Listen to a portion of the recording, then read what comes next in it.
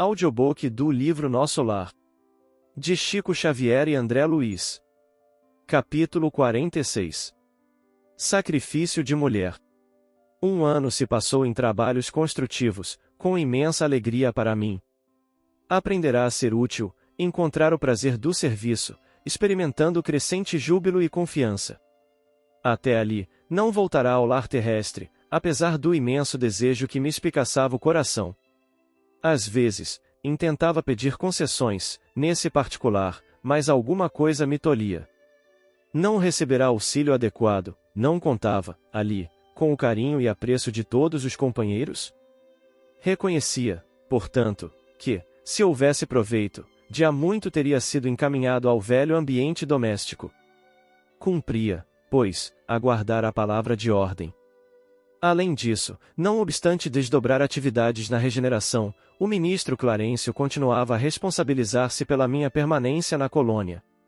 A senhora Laura e o próprio Tobias não se cansavam de me lembrar esse fato. Por diversas vezes tinha defrontado o generoso ministro do auxílio e, no entanto, mantinha-se ele sempre silencioso sobre o assunto. Aliás, Clarencio nunca modificava a atitude reservada, no desempenho das obrigações concernentes à sua autoridade. Apenas pelo Natal, quando me encontrara nos festejos da elevação, tocará levemente no assunto, adivinhando-me as saudades da esposa e dos filhinhos. Comentara as alegrias da noite e asseverara não andar longe o dia em que me acompanharia ao ninho familiar. Agradeci, comovidamente, esperando, cheio de bom ânimo. Entretanto, atingíramos setembro de 1940, sem que visse a realização de meus desejos. Confortava-me, porém, a certeza de haver preenchido todo o meu tempo nas câmaras de retificação, com serviço útil. Não descansara. Nossas tarefas prosseguiam sempre, sem solução de continuidade. Habituara-me a cuidar dos enfermos, a interpretar-lhes os pensamentos.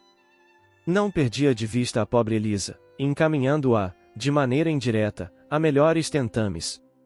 À medida, porém, que se consolidava meu equilíbrio emocional, intensificava-se-me a ansiedade de rever os meus. A saudade doía a fundo. Em compensação, de longe em longe era visitado por minha mãe, que nunca me abandonou à própria sorte, embora permanecesse em círculos mais altos. A última vez que nos avistáramos, ela me disse que tencionava cientificar-me de projetos novos. Aquela atitude maternal de suave conformação nos sofrimentos morais que lhe feriam a alma sensível, comovera-me profundamente.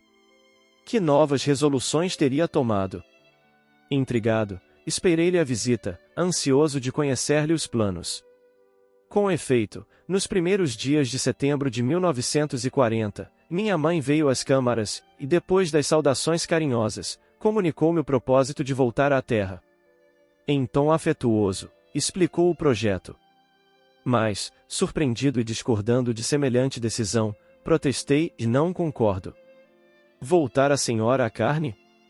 Por quê? Internar-se, de novo, no caminho escuro, sem necessidade imediata? Mostrando nobre expressão de serenidade, minha mãe ponderou: e não consideras angustiosa a condição de teu pai, meu filho? Há muitos anos trabalho para reerguê-lo e meus esforços têm sido improfícuos. Laerte é hoje um cético de coração envenenado. Não poderia persistir em semelhante posição, sob pena de mergulhar em abismos mais fundos. Que fazer, André? Terias coragem de revê-lo em tal situação, esquivando-te ao socorro justo? Não, respondi, impressionado. Trabalharia por auxiliá-lo, mas a senhora poderá ajudá-lo mesmo daqui. Não duvido. No entanto, os espíritos que amam, verdadeiramente, não se limitam a estender as mãos de longe. De que nos valeria toda a riqueza material, se não pudéssemos estendê-la aos entes amados? Poderíamos, acaso, residir num palácio relegando os filhinhos à intempérie? Não posso ficar à distância. Já que poderei contar contigo aqui, doravante reunir-me-ei a Luísa a fim de auxiliar teu pai a reencontrar o caminho certo. Pensei, e redargui, e insistiria, no entanto, com a senhora. Não haverá meios de evitar essa contingência? Não. Não seria possível. Estudei detidamente o assunto. Meus superiores hierárquicos foram acodes no conselho. Não posso trazer o inferior para o superior, mas posso fazer o contrário. Que me resta, senão isso? Não devo hesitar um minuto. Tenho em ti o amparo do futuro. Não te percas, pois, meu filho, e auxilia a tua mãe, quando puderes transitar entre as esferas que nos separam da crosta. Entre mentes, zela por tuas irmãs, que talvez ainda se encontrem nas sombras do umbral, em trabalho ativo de purgação. Estarei novamente no mundo, em breves dias, onde me encontrarei com Laerte para os serviços que o Pai nos confiar. Mas, indaguei, como se encontra ele com a senhora? Em espírito? Não, disse minha mãe com significativa expressão fisionômica. Com a colaboração de alguns amigos, localizei-o na Terra, a semana passada, preparando-lhe a reencarnação imediata sem que ele nos identificasse o auxílio direto. Quis fugir das mulheres que ainda o subjugam, talvez com razão, e aproveitamos essa disposição, para jungi-lo à nova situação carnal. Mas isso é possível? E a liberdade individual? Minha mãe sorriu, algo triste, e obtemperou. Há reencarnações que funcionam como drásticos. Ainda que o doente não se sinta corajoso, existem amigos que o ajudam a sorver o remédio santo, embora muito amargo. Relativamente à liberdade restrita, a alma pode invocar esse direito somente quando compreenda o dever e o pratique. Quanto ao mais, é indispensável reconhecer que o devedor é escravo do compromisso assumido. Deus criou o livre-arbítrio, nós criamos a fatalidade.